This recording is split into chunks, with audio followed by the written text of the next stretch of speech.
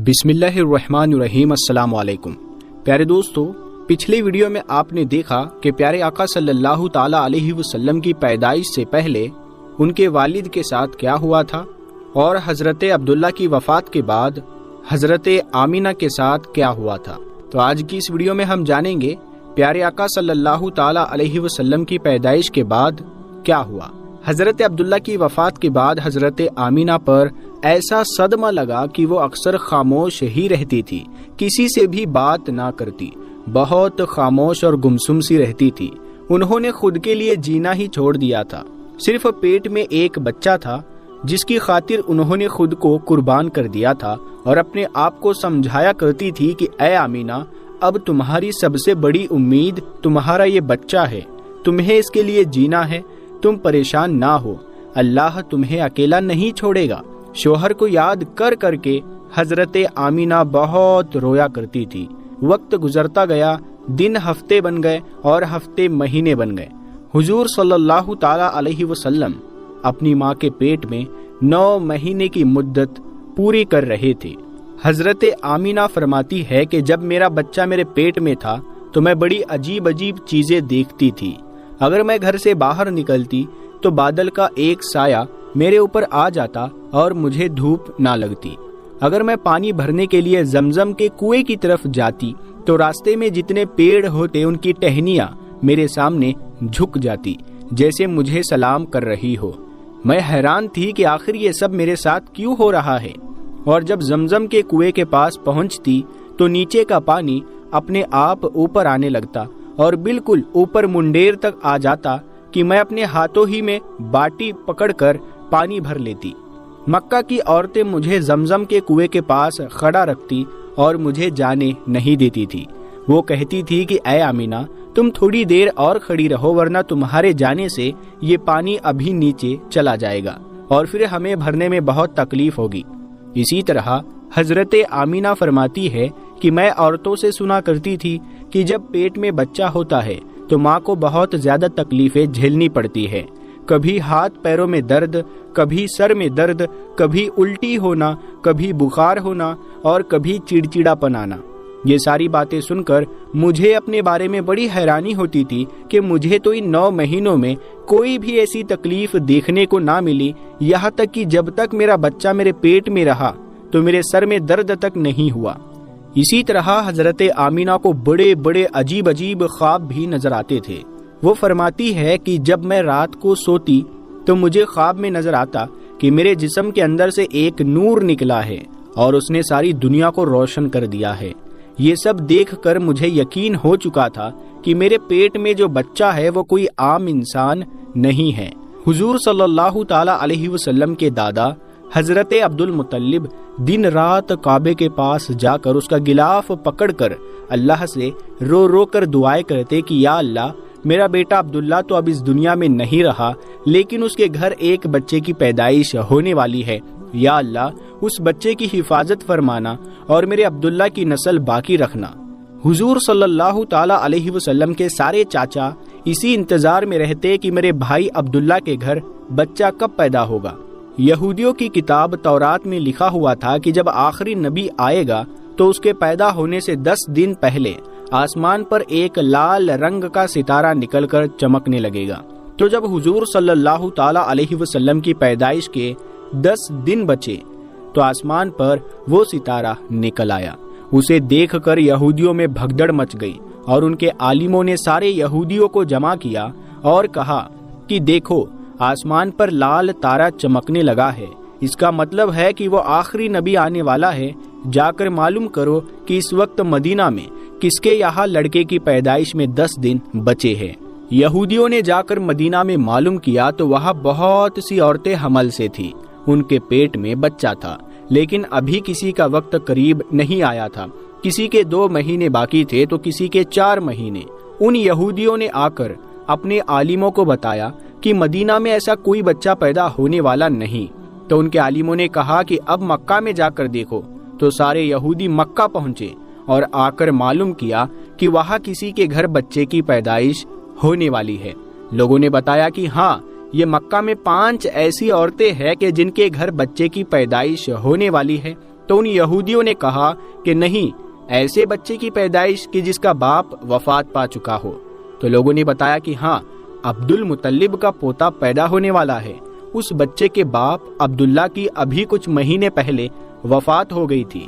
یہ سن کر یہودیوں کی ہائے نکل گئی اور وہ سب روتے چلاتے اپنے عالموں کے پاس پہنچے اور کہا کہ ہائے افسوس، آج نبوت یہودیوں سے نکل کر مکہ والوں میں پہنچ چکی ہے۔ پیارے دوستو، وقت گزرتا گیا اور آخر وہ دن بھی آیا کہ جس کا سبھی کو بے صبری سے انتظار تھا۔ وہ دن بھی آیا کہ جس کا انتظار آسمان و زمین، چرند و پرند اور ہر مخلوق کر رہی تھی۔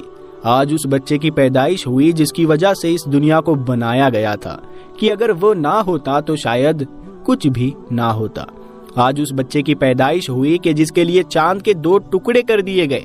اس بچے کی پیدائش ہوئی کہ جس کی خاطر سورج کو اپنی جگہ پر روک دیا گیا اور اللہ نے حکم دے دیا کہ اے سورج ابھی مت ڈوبنا، کیونکہ میرے حبیب محمد صلی اللہ تعالی علیہ وسلم نے ابھی عصر کی نماز نہیں پڑھی ہے۔ آج اس بچے کی پیدائش ہوئی جس کے پاس ساری زندگی میں جبرائیل 26,000 بار آئے۔ رات کا وقت ہو چکا تھا۔ حضرت آمینہ کے پیٹ میں ہلکا سا درد اٹھا اور ان کو محسوس ہوا کہ شاید آج میرے بچے کی پیدائش ہونے والی ہے، تو انہوں نے حضرت عبد المطلب کو اس بات کی خبر پہنچائی۔ حضرت عبد المطلب نے اپنے محلے کی ایک دائی حضرت شیفا کو اپنے پاس بلایا اور کہا کہ آج رات تم امینہ کے ساتھ ہی گزارو، کیونکہ میرے بیٹے عبداللہ کے گھر آج بچہ پیدا ہونے والا ہے۔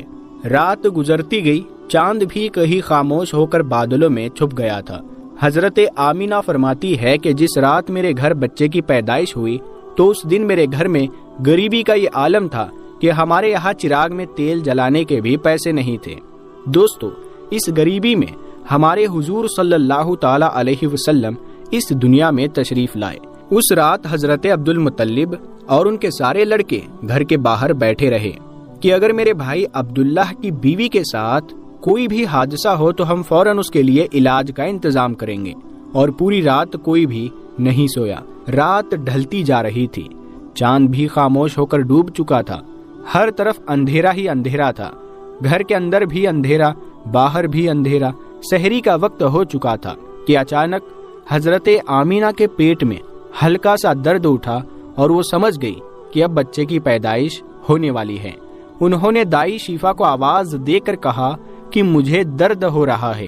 1 گھنٹہ بچے کی پیدائش میں گزرا اور پھر صبح ہونے سے کچھ پہلے ہمارے حضور صلی اللہ تعالی علیہ وسلم اس دنیا میں تشریف لائے۔ حضور صلی اللہ تعالی علیہ وسلم کی پیدائش پر 3 باتیں بڑی عجیب ہوئی جنہیں دیکھ کر دائی شفا بھی حیران رہ گئی۔ پہلی چیز کہ جب بچہ پیدا ہوتا ہے تو اس کی ناف ماں کی آنت سے جڑی ہوتی ہے، لیکن ہمارے حضور صلی اللہ تعالی علیہ وسلم کی ناف ماں کی آنت سے بالکل الگ تھی۔ دوسری چیز کہ جب بچہ پیدا ہوتا ہے تو اس کے ساتھ بہت زیادہ خون نکلتا ہے، لیکن ہمارے حضور صلی اللہ تعالی علیہ وسلم جب پیدا ہوئے تو اندر سے خون کا ایک قطرہ بھی نہیں نکلا۔ تیسری چیز کہ جب لڑکا پیدا ہوتا ہے تو اس کا ختنہ نہیں ہوا ہوتا ہے، لیکن ہمارے حضور جب پیدا ہوئے تو آپ کی ماں کی پیٹ کے اندر ہی سے ختنہ ہوا تھا، دنیا میں آپ کا ختنہ نہیں کیا گیا۔ یہ 3 چیزیں دیکھ کر دائی شفا گھبرا گئی اور حضرت آمینہ سے کہنے لگی کہ اے آمینہ، میں نے اپنی ساری زندگی میں ایسا بچہ نہیں دیکھا۔ حضرت شفا نے حضور صلی اللہ تعالی علیہ وسلم کو اپنی گود میں لے کر ایک طرف زمین پر لٹا دیا۔ دائی شفا نے جیسے ہی حضور صلی اللہ تعالی علیہ وسلم کو زمین پر لٹایا تو حضور صلی اللہ تعالی علیہ وسلم نے ایک جھٹکے سے کروٹ بدلی اور گھٹنے ٹیک کر سیدھے سجدے میں چلے گئے۔ یہ دیکھ کر حضرت آمینہ کی حیرانی کی انتہا نہ رہی۔ پورے 15 منٹ حضور صلی اللہ تعالی علیہ وسلم سجدے میں رہے اور پھر اپنا سر اٹھا کر آسمان کی طرف انگلی سے اشارہ کیا اور ساری دنیا کو بتا دیا کہ اے لوگو، اس دنیا کو پیدا کرنے والی ذات صرف ایک اللہ کی ہے۔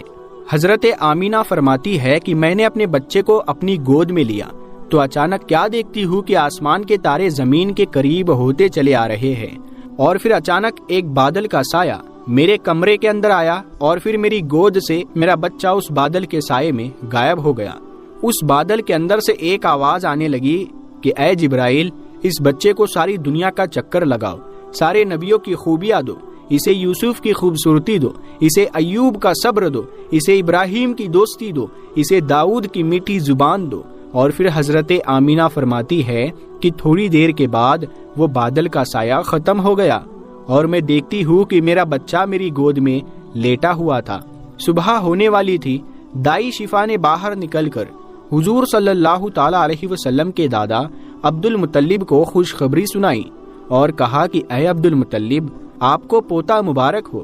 یہ سن کر رات بھر کے جاگے عبد المطلب کی ساری تھکان جیسے ایک پل میں ختم ہو گئی اور وہ اتنا زیادہ خوش ہوئے کہ ان کی آنکھوں سے آنسو بہنے لگے اور دائی شفا سے کہا کہ جلدی سے مجھے میرا پوتا لا کر دو۔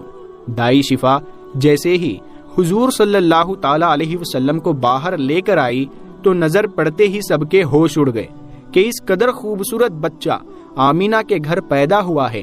سارے چاچا بھی اپنے بھتیجے کو دیکھ کر بہت زیادہ خوش ہوئے، یہاں تک کہ جب ابو لہب کی باندی سویبہ نے ابو لہب کو جا کر خوشخبری سنائی کہ اے ابو لہب، تمہیں بھتیجا مبارک ہو، تو یہ سن کر ابو لہب اتنا زیادہ خوش ہوا کہ اس نے اپنی باندی سویبہ سے کہا کہ جا، میں نے تجھے بھتیجے کی خوشی میں آزاد کر دیا۔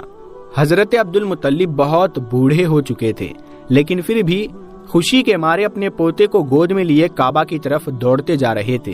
سارے مکہ والے بھی خوشی سے نعرہ لگاتے ہوئے حضرت عبد المطلب کے پیچھے چل رہے تھے۔ کعبے کے پاس پہنچ کر عبد المطلب نے اللہ سے دعا مانگی کہ اے اللہ، میرے پوتے کو سلامت رکھنا اور اسے زندگی میں بہت بڑا انسان بنانا۔ شاید عبد المطلب کو پتا ہی نہیں تھا کہ ان کا پوتا تو وہ انسان ہے جس کی خاطر اس دنیا کو بنایا گیا ہے۔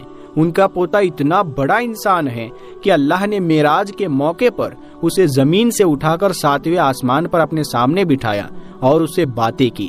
ان کا پوتا تو وہ انسان ہے کہ جسے مایوس دیکھ کر اور اس کی آنکھوں میں آنسو دیکھ کر آسمانوں پر تہلکہ مچ جاتا تھا۔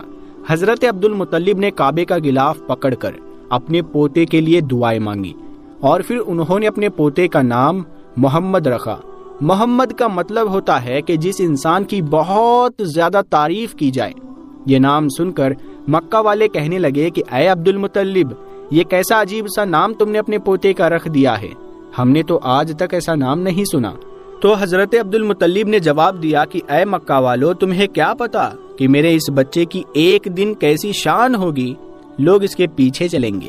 ایک بار حضور صلی اللہ تعالی علیہ وسلم مدینہ میں اپنے صحابہ اکرام کے ساتھ بیٹھے ہوئے تھے تو حضور صلی اللہ تعالی علیہ وسلم کے چاچا حضرت عباس نے فرمایا کہ اے اللہ کے رسول، مجھے بچپن ہی میں معلوم ہو گیا تھا کہ آپ بڑے ہو کر کوئی بہت بڑے انسان بنو گے۔ حضور صلی اللہ تعالی علیہ وسلم نے پوچھا، اے چچا جان، آپ کو کیسے پتا چلا؟ تو حضرت عباس رضی اللہ تعالی عنہ نے فرمایا کہ اے اللہ کے رسول، جب آپ 2 مہینے کے تھے تو ایک رات میں نے آپ کو دیکھا کہ آپ چارپائی پر اکیلے لیٹے رو رہے تھے۔ میں نے آپ کو چپ کرانے کی کوشش کی، لیکن آپ نے میری طرف نہیں دیکھا بلکہ اچانک آسمان کی طرف دیکھ کر مسکرانے لگے۔ میں حیران رہ گیا اور پھر میں نے بھی آسمان کی طرف دیکھا تو میری نظریں پھٹی کی پھٹی رہ گئی۔ میں نے دیکھا کہ چاند آپ کی انگلی کے اشارے پر ناچ رہا ہے، آپ جدھر انگلی لے جاتے چاند ادھر دوڑتا ہے۔ یہ منظر دیکھ کر میں سمجھ گیا کہ آپ کوئی عام انسان نہیں ہیں۔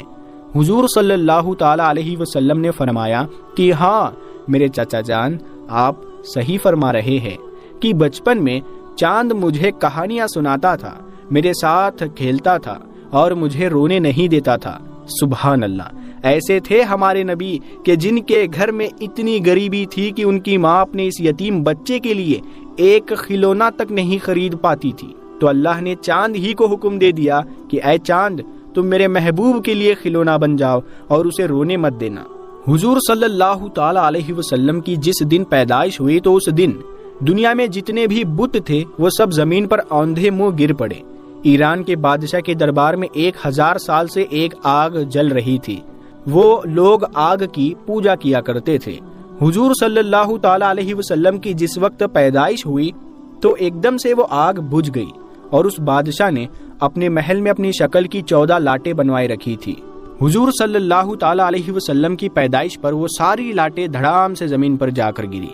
اگلے دن دوپہر کے وقت ایک یہودی آدمی اپنا کچھ سامان بیچنے کے لیے مکہ آیا ہوا تھا، تو اس نے آسمانوں پر دیکھا تو اسے وہ ساری نشانیاں دکھنے لگی جو آخری نبی کے پیدا ہونے کی نشانیاں تھی۔ تو اس نے مکہ والوں سے پوچھا کہ کیا آج کسی کے یہاں کوئی بچہ پیدا ہوا ہے؟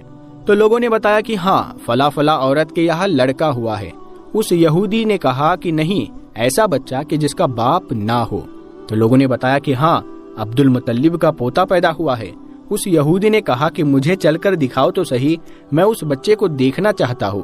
پھر وہ یہودی حضرت آمینہ کے گھر پہنچا اور حضور صلی اللہ تعالی علیہ وسلم کو اپنی گود میں لیا، اور پھر پلٹ کر حضور صلی اللہ تعالی علیہ وسلم کی پیٹھ کو دیکھا تو اس کی چیخیں نکل پڑی، کیونکہ حضور صلی اللہ تعالی علیہ وسلم کی پیٹھ پر نبی ہونے کی مہر لگی ہوئی تھی۔ جب اس یہودی نے نبوت کی مہر دیکھی تو وہ روتا ہوا کہنے لگا کہ ہائے افسوس، آج یہودیوں کے ہاتھ سے نبوت نکل گئی، اب ان کی بربادی بہت قریب ہے۔